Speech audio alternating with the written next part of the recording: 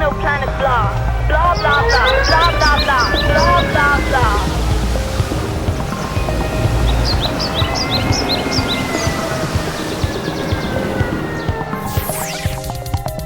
Kinka, klima eta natura krisia.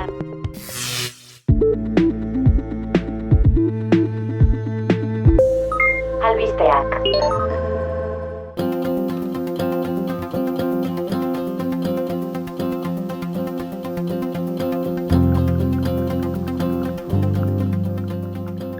Kaixo entzule, zer moduz?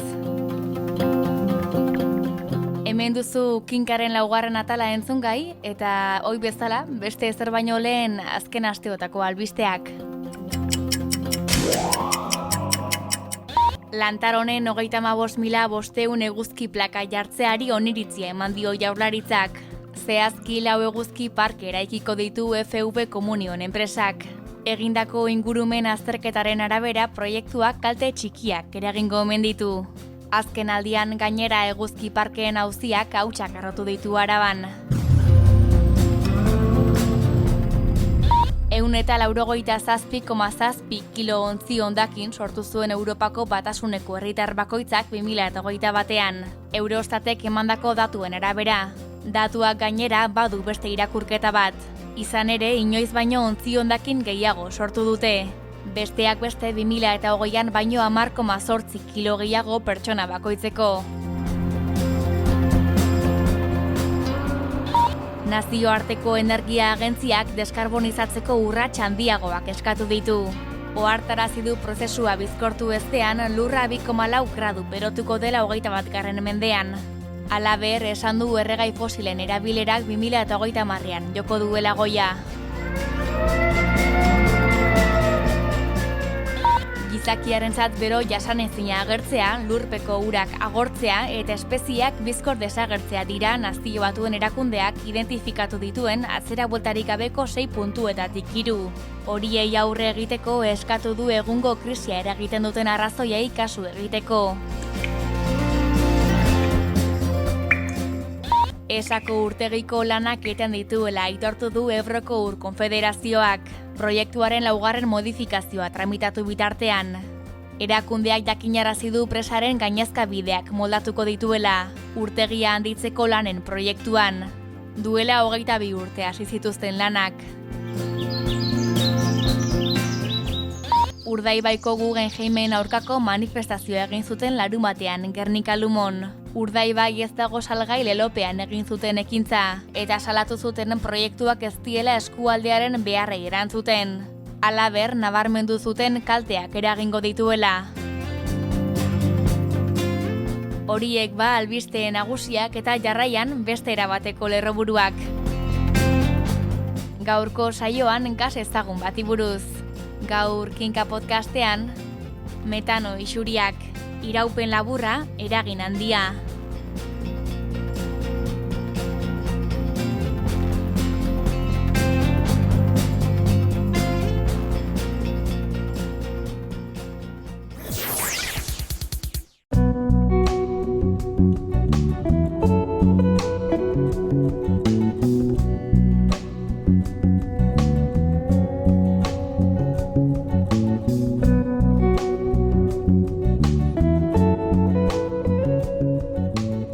Kaixolat, zer moduz?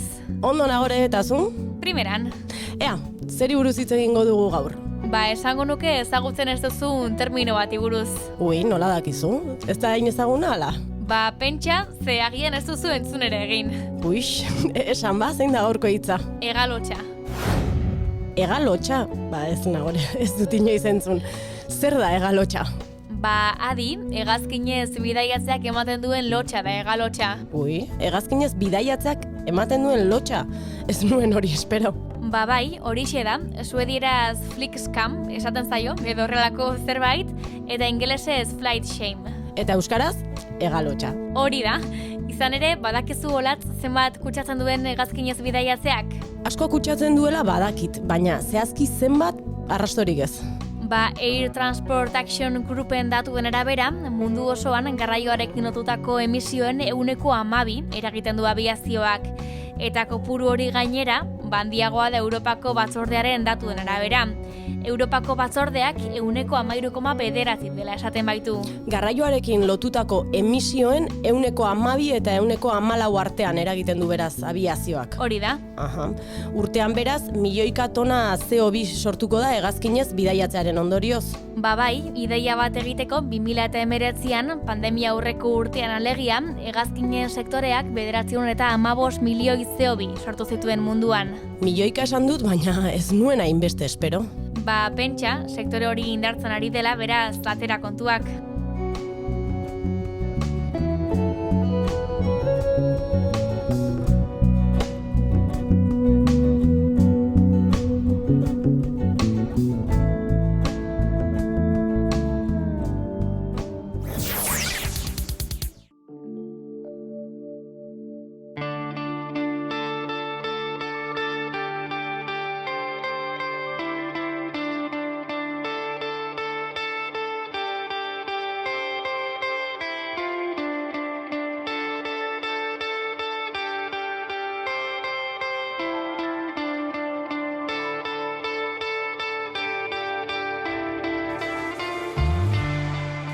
Guztiok dugu ezaguna.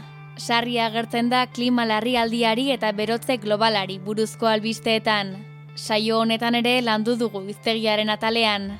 Baina aditzen ari zaren ale honetan, are sakonago landuko dugu. COP28aren atarian, zeresan handia emango baitu metanoak. Berotegi efektuko gasa da metanoa, eta kalkulatzen da temperatura igoeraren eren bat arkera egin duela. Industria aurreko arotik 1,2 gradu igo da munduko batez besteko temperatura. Azaroan prest eduki nahi dute metano isuriak murrizteko araudia horretarako konpromisoa hartu duten 150 herrialdek. Helburu nagusia da 2030erako emisioak 130 murriztea 2020koekin alderatuta. Energiaren sektoreak sortzen dituen isuriak murriztu nahi dituzte batez ere. Gaur egun isurtzen diren emisioen 19% dira horiek. Metano gehien baina lehen sektoreak sortzen du. Emisio guztien erdiak baino gehiago, 153 inguru.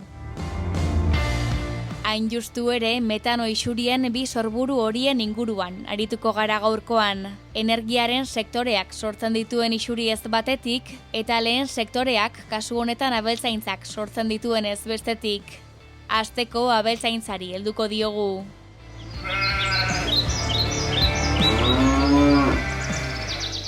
Horretaz aritzeko Ruben Serrano beste 3 klima aldaketa ikergai zentroko ikerlaria gonbidatu dugu. Artzaintza eta abeltzaintza sistemen ekologia du lanlerro nagusia, eta nekazaritza lurraren erabilera eta basogintza lantaldean ari da lanean beste 3 zentroan. Gurean bete-betean heldu dio metanoaren eta abeltzaintzaren eztabaidari, baina lehenik gasa bera zer den azaldu du. Labur, karbono atomo batez eta 4 hidrogenoz osatutako molekula bat da. Hidrokarburorik simplena da gainera, eta erregaien ezaugarri fisiko-kimiko tipikoak ditu. Izan ere, metanoa gas naturalaren sustantzia nagusia da. Pentsatu idealaren kontrara, metanoak usaintxarrik ez du gauzatzen. Izan ere, ez du inolako usainik askatzen. Bestalde batetik hainbat formazio bide ditu, bai izaki bizidunen bidez, bai prozesu fisiko-kimikoenen bidez. Lurran biderik garrantzitsuena metano biogenikoa da. Hau da, izaki bizidunek ekoitzitakoa. Ez dut oso luzea egin nahi, baina ulertzeko materia organikoa deskonposatzeko ohiko bidea mikroorganismoen arnasketa da, non CO2 sortzen den azken molekula gisa. Baina gertatzen dena, aire gabezia dagoenean, hau da, oxigeno gabezian, mikroorganismo askok metanoa sortzen dutela azken molekula gisa. Horregatik, pentsatu nahi badugu munduan non ekoizten den metano gehien, imaginatu beharko dugu non dauden aire gabeziaren baldintzan materia organiko kantitate handiena. Eta nagusiki aipa ditzakegu. Lehenik, animalien digestio sistemak, batez ere hausnarkariak eta baita bitxikeri gisa termitak, baita ezeguneak, hau da, materia organikoan oso aberatsak diren eremu urpetuak, eta honek ere arrozaren laboreak hartzen ditu barne. Eta azkenik ere zabortegiak, non materia organiko asko dagoen lurrazpian aire sarrerarik gabe. Abeltzaintzaren sektorean hausnarkariek sortzen dute metano gehien. Behiak eta ardiak dira adibiderik garbiena, baina badira metano asko sortzen duten hausnarkari basatiak ere, bisonteak eta antilopeak kasurako.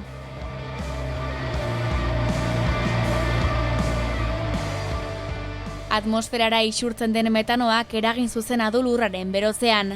Baina berotegi efektuko beste gas batzuen aldean, askoz ere denbora gutxiago irauten du airean. Izan ere, beste ziklo bat egiten du. Iraupen gutxiagoko baina handiagoko ziklo bat. Karbono dioksidotik zertan bereizten den azaldu du. Ruben Serrano. Nik esango nuke, berotegi efektu gas gisa, eragina zehazten duten bi ezaugarri nagusi daudela. Bata, atmosfera berotzeko duen gaitasuna, eta bestea, atmosfera horretan degradatu arte zein iraupena duten. Gero noski, isurtzen diren kantitateak kontuan hartu behar dira, ez? Metanoa CO2-aren kontra jokatzen du bi ezaugarri hauetan. Alde batetik, bere berotegi gaitasuna, CO2 baino 100 aldiz handiagoa da, bere bizitzako lehen 10 urteetan, baina atmosferan soilik denbora hori irauten du, 10 urte. Eta CO2ak berriz, hainbat mende edo milaka urte ere iraun ditzake atmosferan. Hausnarkarien emisioak orduan 11 urtean desagertzen dira. Kontua da azken urteotan asko handitu dela hausnarkari kopurua. Eta haien metano emisioekin batera kontuan hartu behar direla beste isuri asko ere. Gure taldeko ikerlari baten arabera, metanoari lotutako beroketa abeltzaintzaren hazkundearen ondorioz, 0,1 gradukoa izan da industria iraultza hasi zenetik. Pilo bat da, izan ere, baina dagoeneko gradu oso bat igo da temperatura mundu mailan.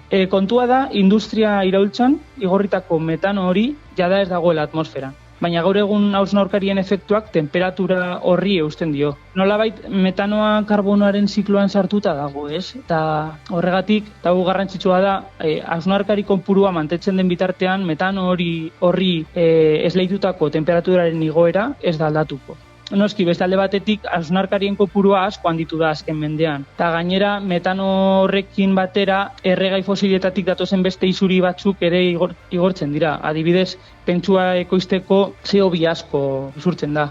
Eta horrek bai areagotu eta baita ere luzatu ditu hausnarkariek gauzatu dituzten beroketak ez. Beraz, eztabaida ez da bakarrik ze ardura duten hausnarkariek metano isurketetan. Baizik eta ze bilakaera izan duen abeltzaintzak, batez ere abeltzaintza estentxiboak, eta ze eragin izan duen horrek lurraren berotzean. Ona ikerlariaren gogoeta. Orokorrean metano emisioen artean argi dago abeltzaintza eta batez ere abeltzaintza estentxiboak funtsezko rola betetzen duela. Eta horregatik abeltzaintza estentxiboa kentzeari buruzko eztabaida oso erakargarria izaten da askotan, ez? Metanoa murriztuta temperatura oso azkar jaitsiko litzatekelako. Naiz eta 10 urteren buruan murrizketa hori eten eta bestelako efektuak zein diren ez dakigun. Baina esan dizuan bezala komunitate zientifikoko kide batzuk ez ditugu argi hausnarkari horiek ezabatzearen ondorioak.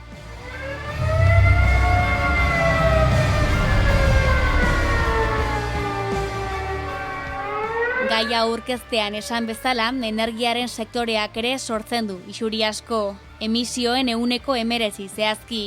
Iturri nagusia ez bada ere, murrizteko eta kontrolatzeko errazena dela, uste dute herrialdeek. Hain zuzen, isuri horiek antzematen lan egiten du Itziar Irakuliz ikertzaileak. Metano isuriak antzematen bereizmen handiko satelite irudien bidez. Valentziako Unibertsitate Politeknikoan ikerketa talde baten nau, eta hemen egiten duguna da bereizmen altuko satelite irudiak erabiltzen dugu metano isuri horrek detektatzeko. Horretarako algoritmo batzuk moldatu behar dugu, eta orduan satelitearen arabera moldatu behar gara, algoritmo batzuk erabili edo beste bat, eta horrela munduko leku desberdinetara begiratzen dugu, ia metano isuriak badauzen edo ez, ikusteko. Munduko metano isurketa handienetako batzuen berri eman du. Tartean, Mexikoko eta Turkmenistango biren berri. Mexikoko kasua zaritu da lehenik. Ointxe bertan, satelite bidez ikusi aldozu mundu osoa, eta ikusten dugu isuriak munduko parte askotan, eta azkenean herrialde bakoitza da mundu badia. Orduen, adibidez, Mexikoko kasuan esan aldugu errezagoa, azken finean, badekielako lege bat askoz bezorrotagoa, isurionen inguruan, gaz eta petrolearen sektoreari lotuta, badauz lege batzuk eta arau batzuk, eta orduan, hau jakinara zera mongendunean, gobernua erreakzionatu zaben, neurri batzuk hartzen saiatu ziren, oraindik badauz arazoa, baina, nahiko aurreratu da, eta ordutik gukantzen baten dugu askoz serio hau hartzen da bezala, notifikatzen dugu zen isuri guztiek. Turmenistango kasua zaritu da ondoren. Turmenistanen kasuan bada askoz komplexua da, dekiezen instalazioa diez oso sarrak, danak, aldi berean dekiez gaz eta petrolaren kanpo oso handiek, da zonalde desertiko da, herrialde oso handi bat, baina populazioa da uneko zentratuta herrialdeko leku batzuetan, eta beste guztia desertu da saie horra heltzea. Politika bai da, nahiko berezia. Orduen, isuriak argitara kendu zenetik, gauzak mugitzen joan dira, baina askoz behaztiroa, eta nahiko komplexoa da. Baina egia esan, pentsa baino askoz gehiago mugitzen ari da gauzak, eta azken aldien oraindik gehiago. Bi adibide besterik ez dira horiek, izan ere badira toki bero gehiago munduan. Esaterako, Txinako Shanxi eskualdean, Errusian, Amerikako Estatu Batuetako Permiar arroan, Algerian, Australiako ikatz meategietan, metano isuri handiak izan diren toki beroak dira, eta hori aldatzeko herrialdeek neurriak hartu behar dituzte. Argazkia baina konplexua dela aitortu du gonbidatuak.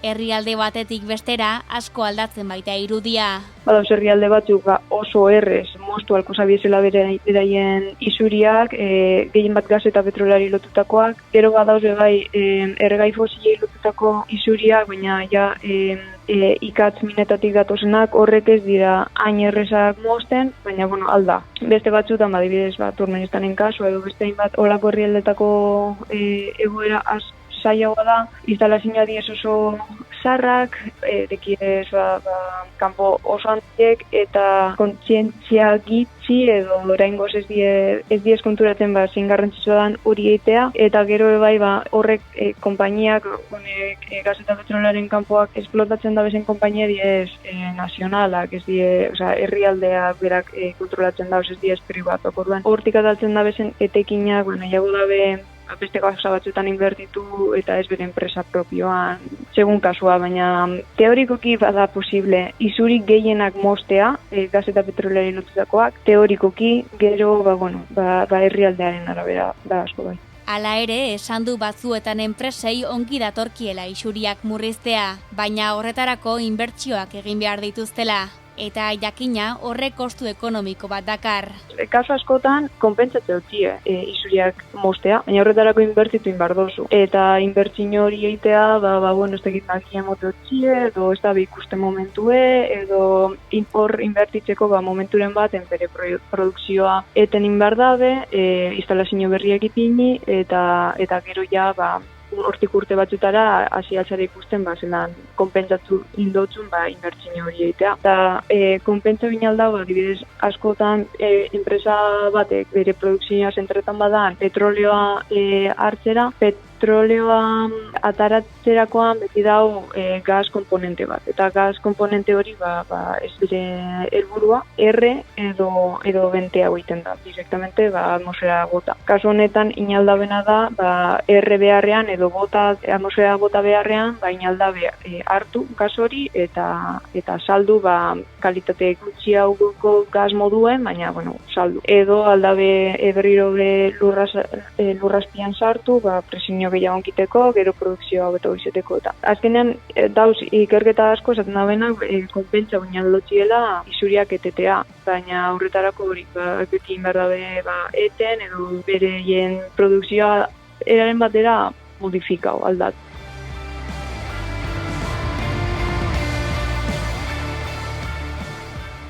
Klima larrialdiari eta lurraren berotzeari aurre egiteko beraz, garrantzia handia du isuriak murrizteak. Besteak beste metano isuriak. Horretarako baina neurriak hartu behar dira berehala, araudi bat ezarri, eta noski konpromiso horiek bete eta betearazi.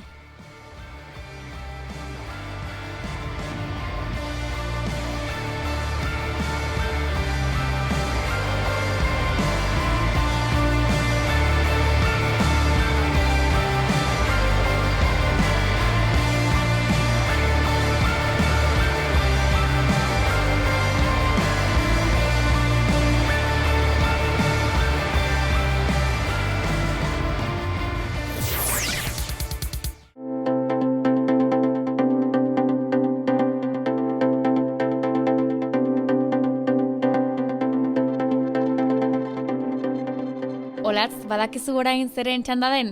Bai, Nagore konpainia ederra daukat eta ondoan, estudiora sartu berri dira Goiuri Alberdi eta Intzira oin ederra. Kaixo bikote, ongi etorri. Kaixo. Kaixo. Zer moduz neskak, ondo? Zer gomendiorik ekarri aldi guzue? Bai, baina hasteko galdera bat egin nahi dizuegu. Ui, egin. Arraina jaten aldozue? Noiz binka esan, arraindegira naiz asko joaten. Eta jaten zarenean, galdetzen dozu ia zein den garaiko arraina edo gure portutara sartu berri dana? Ez daukat ohiturarik ez. Horixe lehen aholkua, ez da? Pentsatzen dut arrainaren jatorria jakitea. Bai, zeren bestela ez dugu garaikoa jaten eta ganera galdu egiten da. Galdu egiten da, zergatik diozu hori? Lonjetan berdela da nagusi, ez? Berdela, atuna, antxoa, sardina, baino deskargatzen diren tona kopuruaren eta ondoren saltzen denaren artean alde handia egon ohi da, ez? Adibidez, iaz berdela 8.500 bat tona deskargatu ziren, baina saldu 760 tona bakarrik. Eta, atunarekin ere berdintzu gertatzen da, jasotakotik soilik 28% kontsumitu zen. Eta antzera, antxoarekin, sardinarekin, hori ez gertatzeko, komeni galdetzea, ez? Eta horrez gain, garaian garaiko arraina kontsumitzea. Bai, eta ganera urte guztian kontsumitu nahi badugu, kontserbak egitea, atunarekin adibidez, ganera ederra gelditzen da. Lehen bi aholkuak orduan, arrainaren jatorria galdetzea, esan dugu, eta garaian garaikoa jatea. Hirugarren gomendioan eskak? Arraina sukaldatzen ikastea, ez? Nik egia esan ez dut sekula kozinatzen, ez dut inoiz ikasi eta ez dut sekula egin. Badakizu Olatz, jarraitu aholkua eta saiatu arraina kozinatzen ikasten. Hori da, eta laugarren gomendio bat ere badaukagu, modu artisagoean arrantzatutako arraina erostea. Beti jartzen duzue fokua hazkuntzan, ekoizpenean? Baika, bezke garrantzitsua da. Gure ustea da, arrastre arrantza bezalako sistema predatzaileak debekatu beharko liratekela, ez? Eta inguraketa sareak arautu. Zer dira, inguraketa sareak? Azkenen arrantza teknika bat da, ez? Bestela arrastre arrantza bezalako sistema horiek egiten da itsasondoak suntzitu, espezieen gehiagizko ustiapena eta arrantza selektiboa bultzatu. Laugarren aholkua orduan, modu artisauean bildutakoak erostea. Eta azkenan eskak beti bezala instituzioentzat? Bai, hori da. Aurretik aipatutakoari lotuta, ez? Artisaueran harrapatutako espezien salerozketan azkenean erraztasunak jartzea eskatzen dugu. Arrantza mota honen errentagarritasuna handitzeko. Espezie hauek etiketa bidez edo identifikatzea ondo legoke, erosleak ere errazago identifikatzeko, ez? Ondo, jasota 5 gomendioak. Errepikatuko ditugu azkar Nagore. Bai, lehena arrainaren jatorriaz galdetzea, bigarrena garaian garaikoa jatea, hirugarrena arraina kozinatzen ikastea, laugarrena modu artisauean jasotakoak erostea, eta azkenik instituzioentzat eskaria, modu artisauean jasotakoen salerosketa erraztea. Hori da, arraina gure dietan oso presente dago Euskal Herri mailan, baina merkaturatzen denaren 40% kanpotik dator, beraz, artisau arrantzaz hitz egiten dugunean elikadura burujabetzaren norabidean aurrera egiteko ezinbesteko jarduera dela uste dugu. Hau ere ondo jasoko dugu, hausnarketa interesgarria. Eskerrik asko neskak. Hori da, bikote, eskerrik asko. Eskerrik asko zuei. Eskerrik asko.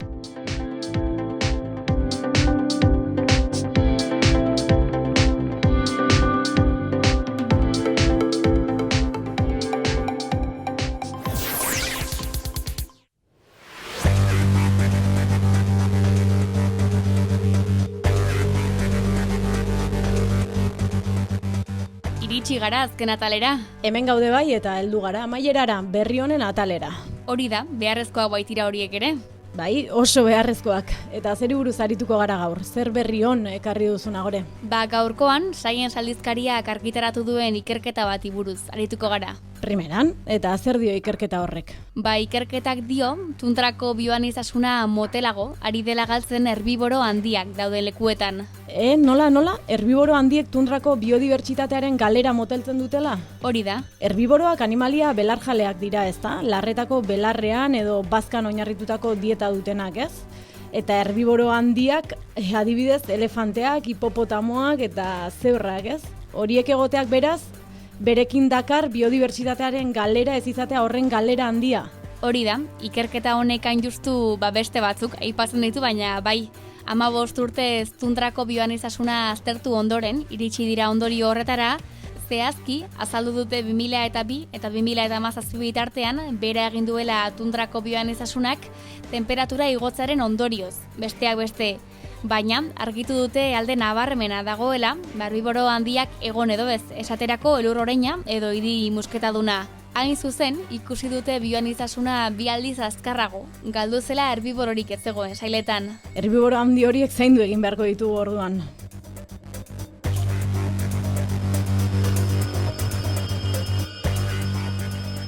Amaitu dugu gaurko atala ere. Bai, eta gauza askoren inguruan aritu gara gaurkoan ere.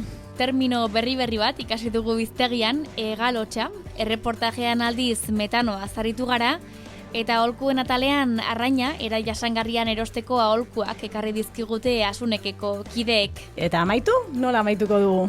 Gaurko honetan, Sara Zozaiaren Nara disko berriko aingurak kantuarekin. 15 egun barru elkartuko gara berriz hemen, berriaren klima eta natura krisiari buruzko Kinka podcastean. Kinka, haizeak adina jakiteko. Eta gogoratu, 15 hitzordua egin alizateko berria lagunak beharrezkoak ditugula. Beraz, gustura entzuten bagaituzue, arpidetu buletinera eta egin berria laguna.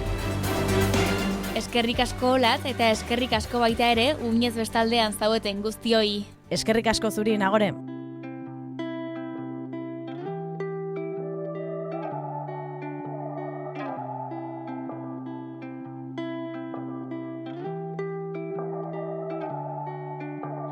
Zerbait badoa eta nik ez dakit